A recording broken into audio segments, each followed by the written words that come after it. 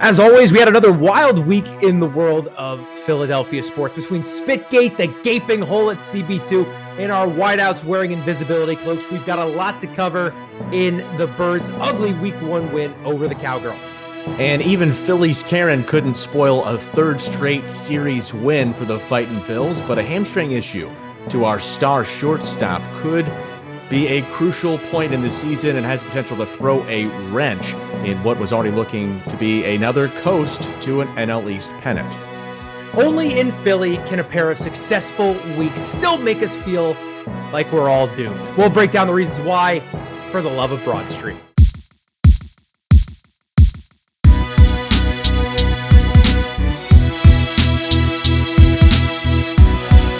For the love of Broad Street, welcome back to the show. I'm Jake, that's Marshall. We promise not to spit on anyone just as this episode's about to get underway. Yeah, I think that's the least we could do, Jake. Or steal anybody's baseball, for that matter. A pair of controversies dominated the Phillies sports discussion this week, and we'll give our takes on those. But more importantly, we'll dig into what's actually happening on the field, Jake. We'll get to that. But first, give the people what they want. I want to hear your take on Spitgate. Okay, so I'm thinking back to circa 2004, 2005 Randy Moss, right? It's Randy Moss at Lambeau against the Packers, and he does what Joe Buck will then refer to as a disgusting act of fake mooning the crowd at Lambeau after scoring a touchdown.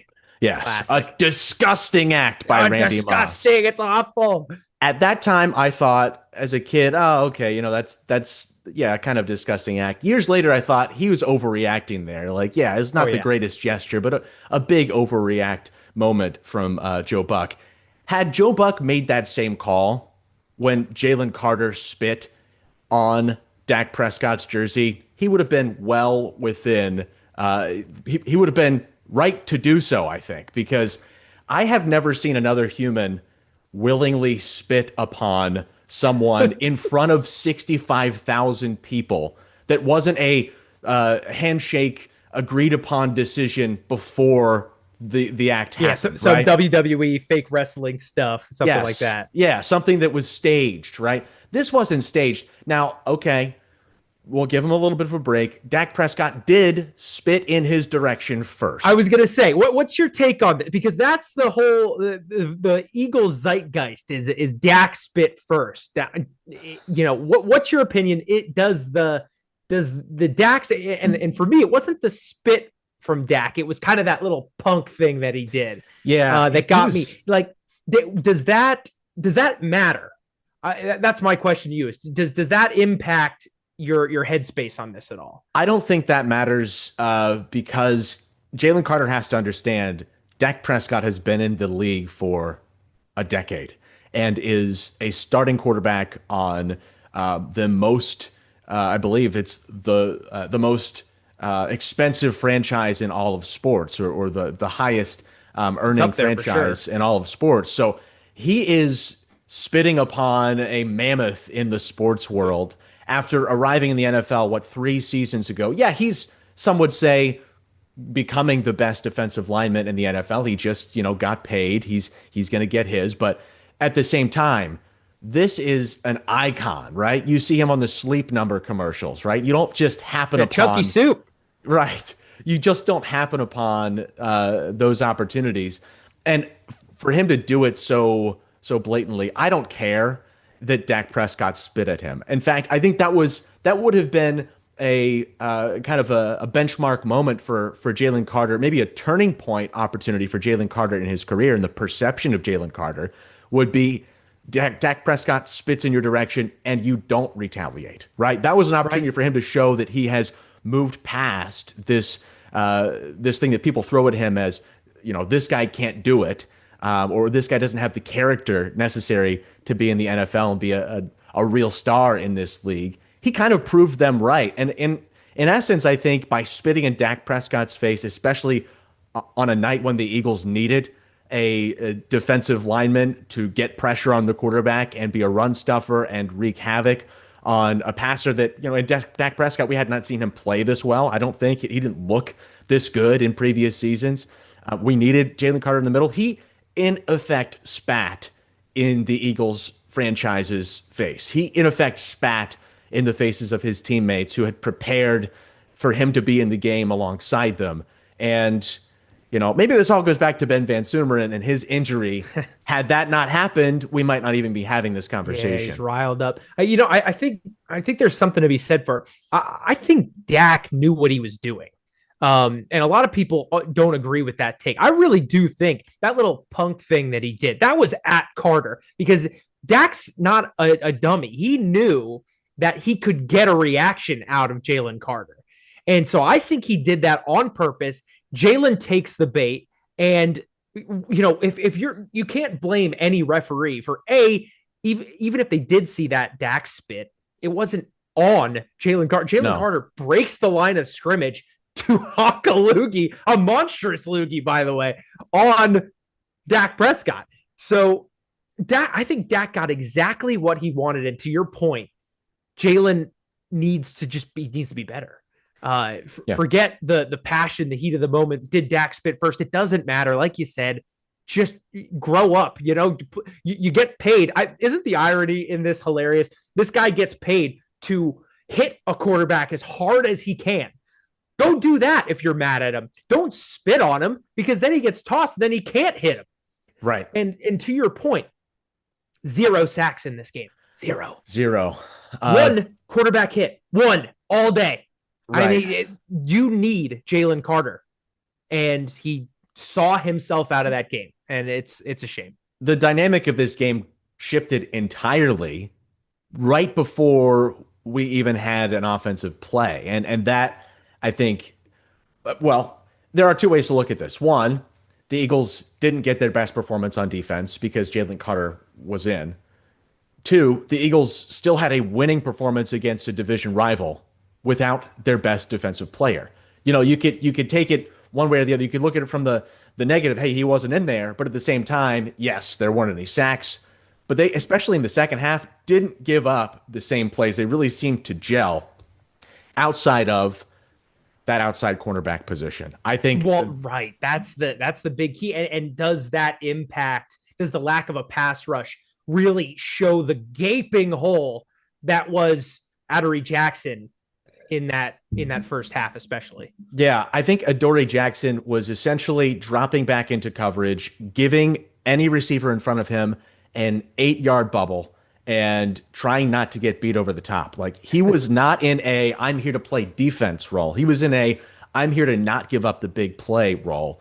And in the NFL, 6 yards per play, right? If you're giving up 6 yards a play, you're going to lose a game, right? I mean, not that that is his stat as far as how much he was giving up, but at the same time, it wasn't pretty. And his effort on the Sanders run, I don't know if you watched the replay of that one, but when Sanders breaks it for 45, 50 yards, Adoree Jackson has a hole that he should be covering. He should be filling a gap. Right. And people are getting blocked up in front of him. He doesn't jump to that hole. He puts his hands on the back of another Eagles player and then gets pushed to the ground. You have to at least make an attempt to stop the running back that's going full steam ahead. And sure, he may have been trying to get there, but the effort looked lackluster. It seemed like he was trying not to get bowled over on that play. And when I watched him in coverage, especially in man-to-man, it was like, we know where they're going to go with that ball. And, yeah, they're not going to Quinion, that's for sure. No, CD was moving across the formation all night long. Wherever Adoree Jackson was, they were going to try to put CD there. Or, I mean, even against George Pickens, it's easy pickings in that situation. No, but the Eagles obviously took notice because he played a lot less in that second half. Yeah. And then I don't know if you saw the news. Eagles are working out Mike Hilton. You might have seen him with the Bengals, veteran slot guy. Right. So that makes me wonder: is there talk of maybe pushing Cooper DeJean to the outside and plugging Mike Hilton in there? Jacorian Bennett, who's on the roster right now, a much more accomplished slot corner than an outside corner. Is that something you think they might be thinking about? I think they could be. And, Jacorian Bennett, just having him in the game, it felt better. Yeah, he got a pass interference on maybe his second snap. But at the same time, like, okay, he's gonna press on the line, he's gonna get physical. We know he has the speed to be able to track some of these wide receivers down the field, keep with a CD Lamb, keep with a George Pickens. He doesn't have the size that some other quarterbacks in this league have, but for the most part, like I don't see a downside when I'm looking at what Adoree Jackson is giving you. I don't see a downside to having pretty much anybody else in there. Like Keely Ringo Put a included. linebacker out there. Yeah, Keely Ringo. And you know, Jahad Campbell has proven he has down the field coverage skills. I would say they're even better than at this stage of his career, Adoree Jackson's down the field coverage skills. Yeah, it really is. You know, it's frustrating to me though, because I'm a football fan. I'm not a football genius. And I could have told you, and I did tell you after preseason, that guy doesn't have it. And then they traipse him out there to play the Cowboys week one. It's so frustrating. And obviously they knew there was a concern because they must have had Bennett like primed to go in there in case the you know what hit the fan. And it did. And he looks 10 times better. He looked better in preseason. I don't get what the Eagles coaching staff was thinking. This Mike Hilton move, I'm a big fan of just trying anything at this point. Because Jackson ain't it. But that being said, rest of the secondary, you know, Sidney Brown looked good before he got hurt. He got hurt, which is the big knock on him. Mm-hmm. But then Makuba comes in and has a great game, 36 snaps, only allows 5 passing yards in those 36 coverage snaps. He looked great. What was your take on the young kid? His motion, he was fluid. I think he was reading the play very well. He was, I think, getting into coverages. He looked comfortable, and at this stage, that's all you can really ask for. He was making tackles. I mean, there were a couple there that was it was Jahad Campbell and Makuba getting in there. He might have not gotten the stat for that tackle, but you know, he was getting to the ball, and you know, anytime you have that young infusion, you're just looking for, do they have that athleticism? Do they have that kind of instinctual aspect to their game? And does he have the physical attributes? I think he's proven that he does have the physical attributes and that athleticism. It's going to be, how does he fit into the secondary? Vic Fangio has done a really good job historically of trying to figure out the game as it went on. And this is one. You had the weather delay late in this contest that was really kind of a shaken up point for both teams, I think. And after that weather delay, you know, the Cowboys didn't score again. The Eagles didn't score again either. But really, you know, you get to 20 points, past 20 points, they don't score anymore. It was punt, punt, punt. You know, you had that big fumble recovery right before the break there. But, you know, the Eagles were stout at the outside when they needed to be stout at the outside, and they made some key stops on some plays. Also, kind of gifted some CD Lamb drops that were crucial in this game as well. That helped us out, but I want to get back to that fumble recovery you just mentioned, because you know, Zach Bond makes a game-saving or a touchdown-saving tackle, ended up being a game-saving tackle. And then your other linebacker, Jahad Campbell, forces that fumble. I can't remember a time in recent Eagles history that I've ever been so pleased with our linebacker play. I felt like that was just this problem for years with this team. And now all of a sudden, I think Zach Bond's one of the best in the league, and Jahad Campbell looks like he has the tools to get there. Do you think that we might be looking at the next elite linebacker in the NFL in Jahad Campbell? The way that he was able to cover, as I mentioned before, you know, you've got a tight end breaking down the seam, and Jahad Campbell flips his hips and is 30 yards down the field. Like, you know, he's wearing number 30. You think he should be a safety back there. His presence on the field was, I think, felt on every play almost. He was active. He was, you know, trying to make splash plays, and he did make a splash play with that fumble, courtesy of our old friend Miles Sanders. Thanks, Miles. Thank you again for a gift this time. But no, I think having him in this linebacking core, you're still waiting on Nakobe Dean and his status, as we talked about last week, but you've got to feel much more comfortable now, much more confident now that you've seen Jihad go out there against the divisional opponent that you're going to see again and play the way that he did. Obviously, there's always going to be growing pains in your rookie season. This could be, followed up by a week where he doesn't perform quite as well. But man, just the eye test, he more than passed the eye test in this one, Jake. Yeah, freak athlete too, which always helps. But the defense, I think overall positive minus that CB2 slot. Let's get to the offense where I have a little bit more of concern. Specifically, we are, if not the best, one of the best wide receiver duos in the league. Yeah. And yet Smith and Brown were nowhere to be found, combined for 4 catches and 24 yards. Right. If I would have told you going in that Jahan Dotson would be our leading receiver, what would you have told me? Yeah, well, I think that if you told me beforehand, I'd say that's a losing effort. Right. That you'd go in and lay an egg almost. The running game did help out here, and even the running stats, looking across the board, it's Saquon for 60, Will Shipley for 26, AJ Dillon for 10. So that's 96 yards between your running backs.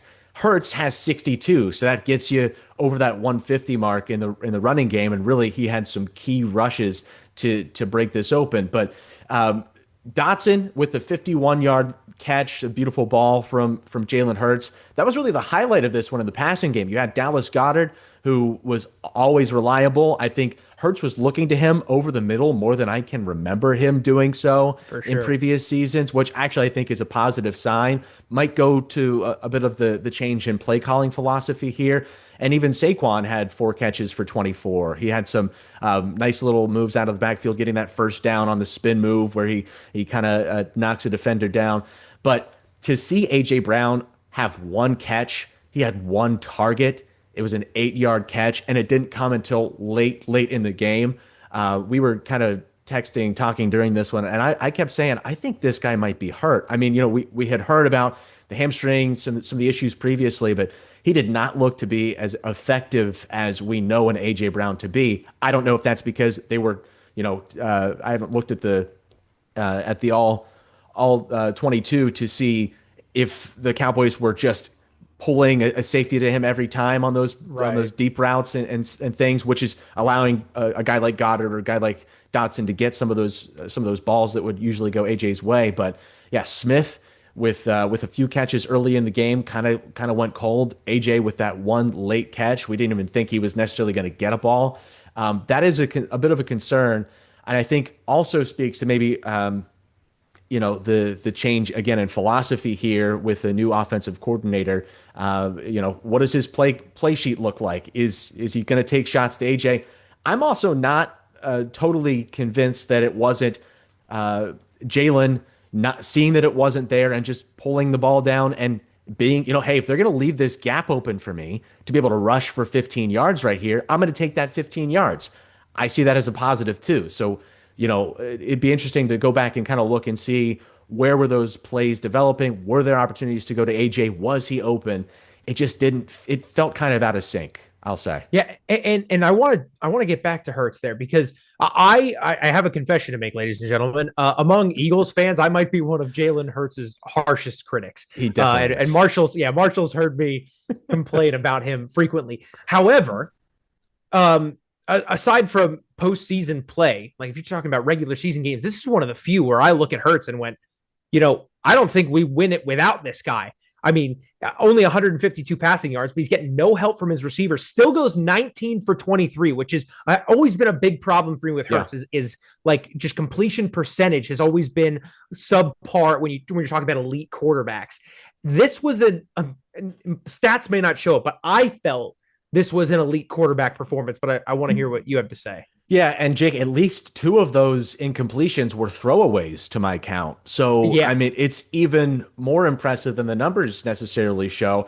Obviously, outside of that big one to Dotson, he's not going deep down the field, but I think the way that he was able to move this offense, especially on a night that just was full of really strange occurrences. I don't think that I have ever witnessed an Eagles weather delay as a fan. Yeah. And to be able to continue after that, obviously it slowed down some. But again, just an odd night. Your star defensive lineman goes out at the beginning, so you know there's more on your shoulders. You're not necessarily expecting your defense to be able to stop the Cowboys at the rate that they would have been prior to Carter going out.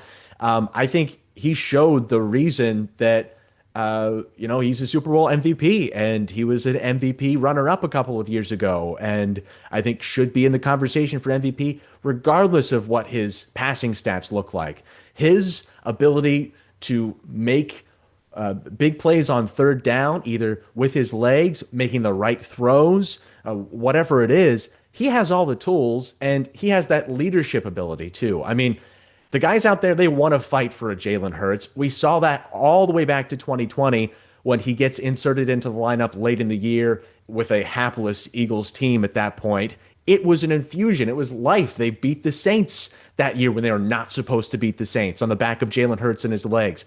This is, a very different Jalen Hurts than that Hurts, but at the same time, I think his ability to lead has only gotten that much more strong as we've watched him throughout his career. He's a premier playmaker in this league. We watched, I think, that the Cowboys really try to load the box. Saquon wasn't getting big gaping holes here. I think they kind of lined up with Kenny Clark in the middle to stop the run. So Jalen had a lot of 8 men in the box situations, which allowed him to break out of the pocket. He held the ball for a little bit longer than I think you and I would like to see from him. But I think the difference was when he took off, he looked quick. He was going like that one where he dives in at the pylon. I like he turned it on. Boom. Yeah, I'm gone. And you wonder, just watching him this week, how much that knee must have been bothering him last year, because he looks like a completely different player. Mm-hmm. I mean, compared to some, after the injuries and whatnot. So I always say, I always think he should be a little bit better than he was, but not this game. I mean, he did exactly what he needed to do to win. And that just happened to be only throwing for 150 and rushing for 60. But he did it, and he did it well, which brings me to next week, which I think might be a much more stern test than the one we faced. Hopefully Jalen Carter will be a part of it, but we've got a Super Bowl rematch in week 2 of the NFL season. We go to Kansas City next weekend. What do you think we're going to come up against with that one? Yeah, I think this is a Chiefs team that is looking to kind of silence the doubters that I think are beginning again now that, you lose a Super Bowl in a very decided way. I mean, it was the Eagles from the start to the finish of that game. And then you go and you're in Brazil, but you lose to Justin Herbert and the Chargers. Not that franchise is not maybe headed for better things than they have before. I think Herbert is just as good as any elite quarterback in the league. But at the same time, this is Patrick Mahomes. This is Travis Kelce. He does, Travis, have a score in their game against the Chargers. But the Chiefs are coming into this limping. I mean, limping and licking their wounds from 2 very, I think, some would say kind of embarrassing, uncharacteristic losses for this franchise, for the Chiefs. They have started slow in some previous seasons and still made it to the Super Bowl under Andy Reid or won a Super Bowl under Andy Reid. But at the same time, I think they are desperate. I think they are kind of backs against the wall. They know that, if things don't kind of turn around here, if they don't start putting things together, the talk of Super Bowl favorites, the talk of Super Bowl contenders will stop. And I think they don't have the running game that they once had, and they don't have the playmakers on the outside that they once had. I'm not sure if Worthy is going to play in this game, but that figures to be a storyline as we head Rice suspended to Sunday as well, which doesn't help. Rice suspended as well, and you've got again, the Eagles, who are coming into this with a very suspect secondary. You take a couple of those big playmakers off the outside, and you like the Birds' chances a lot better. And this defense has a lot of new faces too, the Chiefs' defense. So I think this is going to be tough. Anytime you go to Arrowhead, it is a difficult task just because that environment, you're deep in enemy territory there. It's a different atmosphere. I just think that Jalen Hurts' leadership and the pedigree of this Eagles team at this point, the playmakers that they have, I don't really expect Smith and Brown to be shut down the way that they were by this Cowboys defense. I could see this being a closer contest, but I still think the Birds have a good chance to come out with the win here. Jake, what are your thoughts? Yeah, I'm thinking along the same lines. I'm a little more.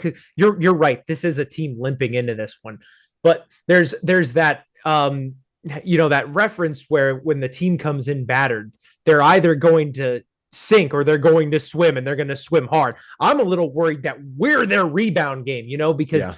they lose week 1 in Brazil. I think their fans will easily forget that if they go get some revenge from the Super Bowl last year and beat us. Yeah. It's one of the few places in the NFL that we can't make it kind of a pseudo home game, which is tough Yeah. because we have that luxury that Eagles fans love to travel and they're all over the country. Right. Arrowhead's not a place where we typically have a lot of friendly faces. I am a little concerned, but you're right that hampered offense is playing into our hands. It's going to be a close game. I'm thinking 28-24, something like that. Give me a Birds win, but only just. It might take a last drive from Jalen, something like that. But it's going to be a tough game. What's your score prediction? Let's hear it. Yeah, I think I'm going to go 24-21. Eagles come out on top. I think this is a close one. And my big prediction here is that we're really going to have to watch out for Patrick Mahomes' legs. In the situations where he doesn't have that support on the outside, he can still break games. He can still make big plays with his legs. He still has that elusiveness and off schedule throws too. I mean, little tosses or sidearm and stuff sidearms like or that. whatever. You got to watch out for that. So it's going to be important for Jalix Hunt. It's going to be important for Nolan Smith to really show up and to be able to contain Mahomes, not let him get out of those gaps, get out of the pocket, and make plays with his legs. It'll be a close contest. I'm really excited to watch it.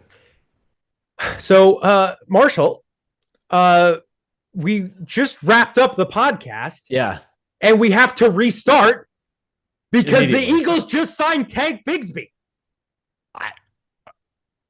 Wow. That's unexpected for sure. I mean, picking up a guy who, he had been alongside Travis Etienne and was playing for the Jaguars. If this only strengthens what I think is a strength for the Eagles. I mean, the Eagles have the best running back in the league as of last year, and he looked to be every bit that player again in week 1.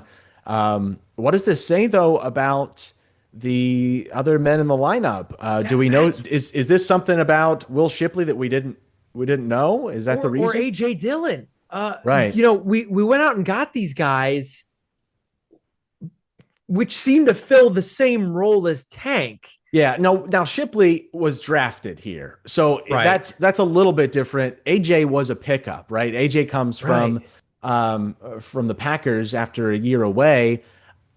I mean, this is a significant spell for Saquon Barkley. I mean, this guy can play. I like it. I like it. It does raise some questions as to, first of all, what is Tank Bigsby's situation? Personality. Are there other issues that are off the field making him a bit of a liability for the Jaguars franchise? Was he not getting along with folks there? There's a lot of things we could talk about, but this is a pretty significant move when you're already looking at Saquon Barkley in the backfield, and then Tank Bigsby comes in to take carries right after him. Yeah, and I can't help but get this flutter in my stomach thinking about the Jay Ajayi trade. Right. Howie Roseman goes out and gets a big, hard, rushing running back and goes and wins the Super Bowl. Is it happening again? I hope so. Yeah. I don't know why he did it, but I can't help but think of that move. It just goes back to just how he is always looking to better the franchise from the top to the bottom. And, the Eagles have strengthened strengths in the past. They are no stranger to making moves like this, as you mentioned with Ajayi. You think about the move to get an AJ Brown, the move to pick up a Jahan Dotson, who just had a significant catch in week one. And getting John Mechie, adding him to an already impressive stable of wide receiver players here. What more could you ask for from Howie Roseman? And I think the question now is there help coming on the defensive line, Jake? Because that's the next thing that I think we didn't see a lot of pressure. We didn't see any sacks in week one. Is Howie going to be on the phones? We did hear that he was on the phones for Micah Parsons, Jake, to try to bring him to Philadelphia. And gave a better offer than Green Bay if the reports are to be believed. Understandably, the Cowboys told us to go away. Yes, of course. But it does make me wonder. Like, I want to say that probably the only thing I'm actually confident in Philadelphia sports is Howie Roseman. So I don't want to make this look like a slight. I just wonder, this just happened. We don't know what we've given up for this. I got to imagine there's at least some draft capital. And I do wonder if that might have been better spent, to your point, on the defensive side of the ball, secondary, D-line, something like that. But make no mistake, that's a big pickup. And Howie is not resting on his laurels. He wants to win another ring. And splitting time, he had a scrimmage and 7 touchdowns last year. That is a big time acquisition for an Eagles offense that is already stacked with talent. The rich get richer, I guess, in our case, Jake. What's happening? I'm not complaining, Marshall. No. I'm not complaining. What a message to get. What a tweet to see right before we sign off here on a Monday night. That is incredible. For the love of Broad Street. The bird season's still young, but the Phils are starting to hit crunch time now. They're coming off 3 straight series wins. They're 7-3 in their last 10 games, and they're 7 games up over the second place Mets. But somehow there's still this dark cloud hanging over Citizens Bank Park, Marshall. Yeah, Zach Wheeler's out for the season. Now Trey Turner has an injury scare just as the Mets come to town for a huge 4-game set. And worst of all, Phillies Karen took that kid's baseball, Jake. Why did she do that? A monster, Marshall. What a monster. This poor woman has probably heard it enough, but I'm going to pile on. That you are not entitled to a baseball. No. There is not, short of that guy punching her in the face to get that ball back. That's not her ball. It's fair game. And listen, if that was just that guy and he was there with a buddy, maybe I can see it. But when the guy goes and gives it to his kid, Marshall, he gives it to his kid and she comes over there and starts yelling and screaming, "Give me my ball back." How old are you? Come on. Jake, once the ball is in the glove, it's over. Yeah, once the ball is in the kid's glove, forget it. You're not getting that ball back. No questions asked. They're taking candy from a baby. That's bad enough. How much worse is it when you're taking a baseball from a kid? Come on, Karen. So where are you? Okay, again, piling on a little bit here. Where are you in your life? If at, I don't know, 40, 50 years old, a home run baseball at a Phillies Marlins game. Marlins in the regular season means so much to you that you must go harass a father and his child to get that ball back. After he got the ball fair and square, he just goes up, picks it up. Here we go. All right, we're moving on. He doesn't even, and then the tap on the shoulder and his. Yeah, right. Boy. Well, and my favorite part of the exchange is him giving her the ball and like shooing her away. He's like, "Go, just be gone, cretin." Get out of here. I don't blame him because it's just got to be so shocking. when you pick a baseball up off the ground and someone says that's mine. That's mine. Yeah. Well, like what is going on? And there are some things that you know, I might sound like my blood's boiling. It's not even that. It's more of just like it's sad. Yeah. You know what I mean? Yeah. I mean, you're an adult and you took a baseball from a kid. Right. Is your life going that poorly that you need this ball that bad? Yeah. Like, please. Yeah. And the thing that that kind of seals it is, she's at an away game too. I don't know if they live in Florida or whatever, but like there's it's not like, okay, maybe you make that play or you make that plea if it's a playoff game, or if it's you're at CBP and it's a special matchup, what if there's something significant about that play and you're really wanting it, maybe. But just, I mean, they're going to hit a home run in the deck again sometime. Just keep buying Marlins tickets. They're like $5. Like, come on. Right. There's nobody there. I mean, there were the only two guys in that entire section, it looked like.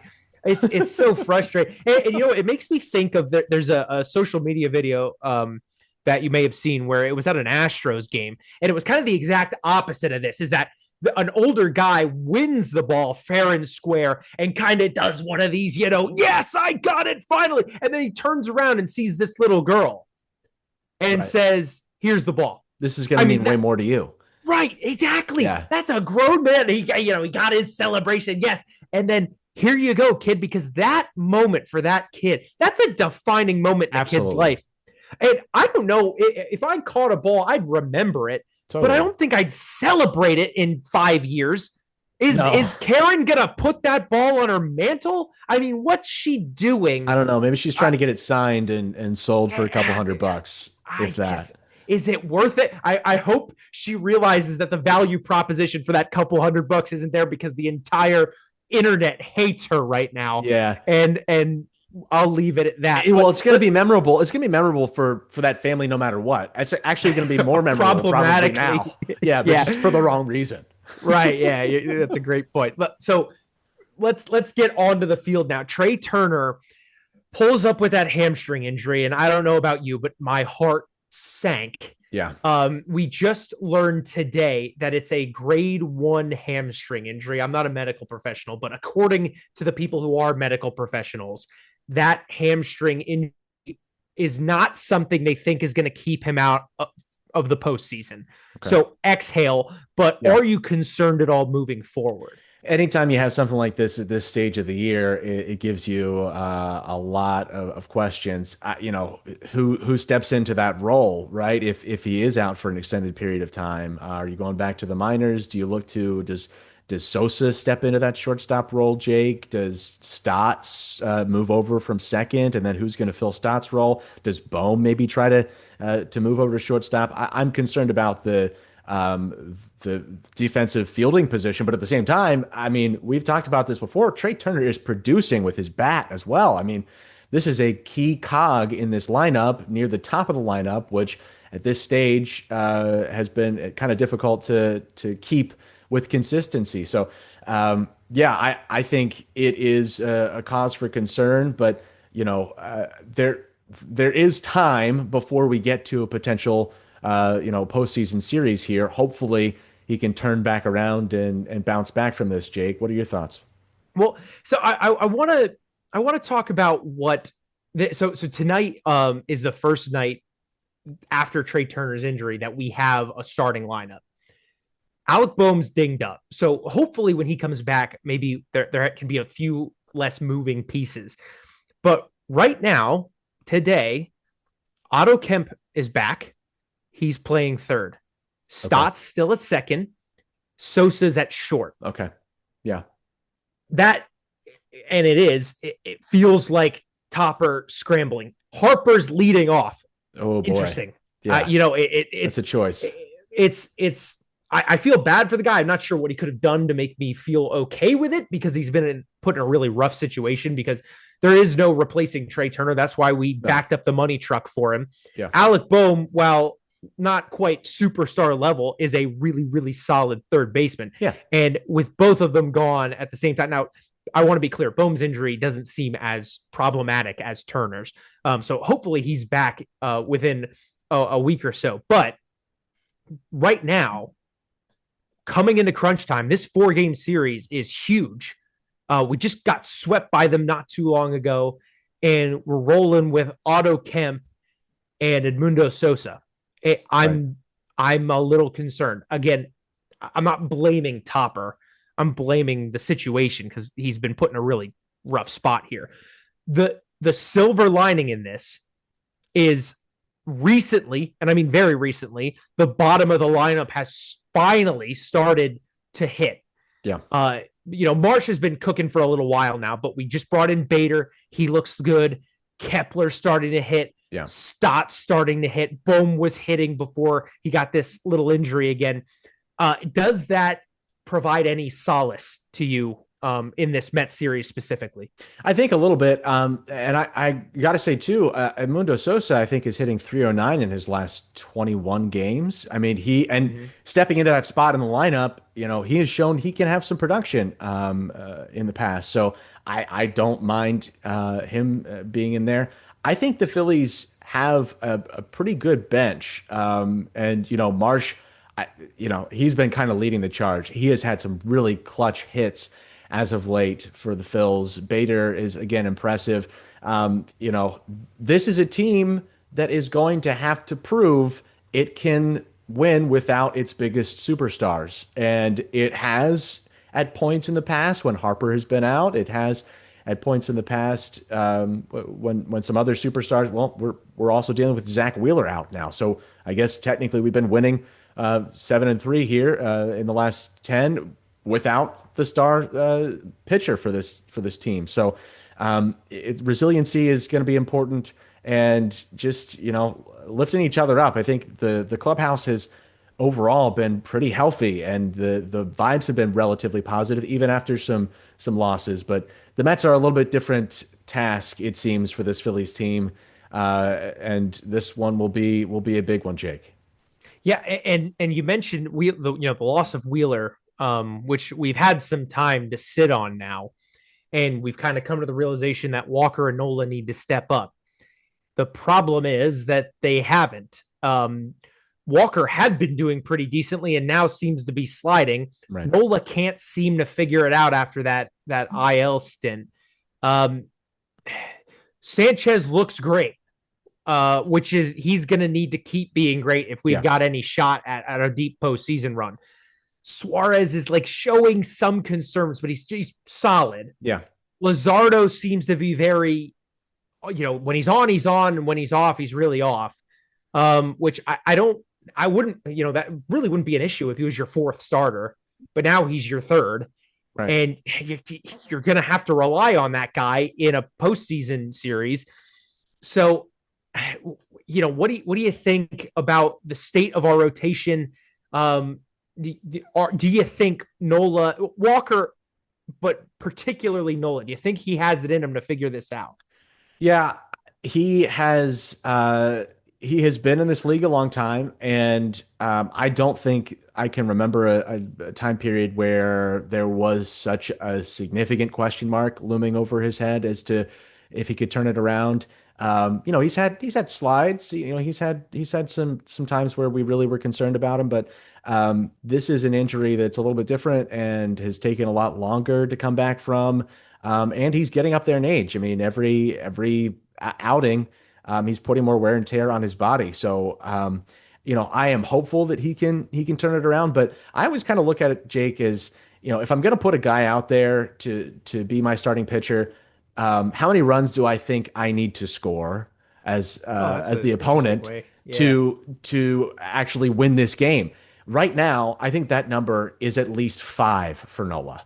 And that's a scary figure. Like I not every night are the Phillies going to be able to produce 5 runs. Now they've had some 9-run outings, some 10-run outings, right? Like as of late, there have been some offensive explosions. They can, but you can't. You don't want to rely. Yeah, exactly. Yeah, you can't depend upon it. And when the loss in the series with the Brewers, what did he give up 5 in the first? He gave up 5 in the top of the first. And that seems to be a pattern, right? Because he's getting knocked around in that first inning. Yeah. and then he settles. Right. So like it's in there somewhere. I don't know. Maybe it's a preparation thing. Maybe his routine that he's been relying on for all these years needs to be different now that he's getting older and he's had some injuries. But it's so odd that it keeps happening like that. Right. And you just hope he figures it out, especially because this 4 games with the Mets is going to be huge. We're 7 games up right now on them, which is like an easy coast Yeah. to the postseason. If you're playing well. Right. But even still, you go 500, you're probably still in as the 1 seed for the NL East. Right. The issue is you get swept here.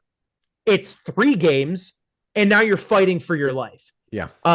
What do you think the Phils need to do to make sure that we're not in that situation? I think in this series and maybe this series alone, Topper's got to come prepared with the hook.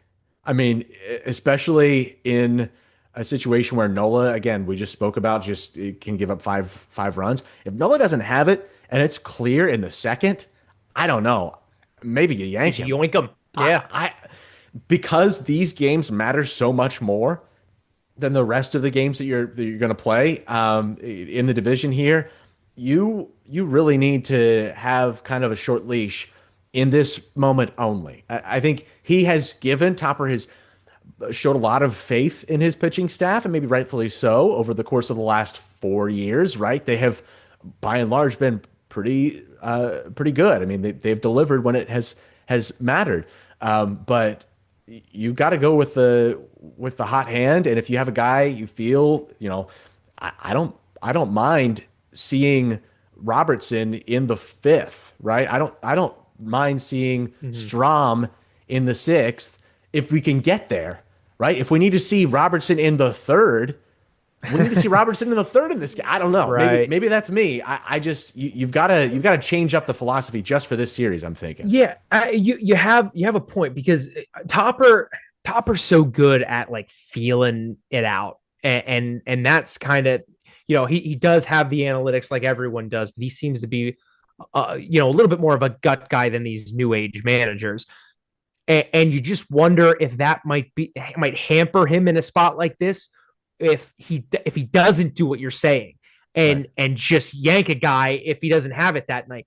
Because honestly, you get out of here with a split and you're fine. You need to, I think you need to go into the series hell bent on winning 2 games. Mm-hmm. And if that other game you lose 16-0, I don't care. Because you'll still come out 7 games ahead if you split this series. And honestly, I think that's all you need to not stress down the stretch.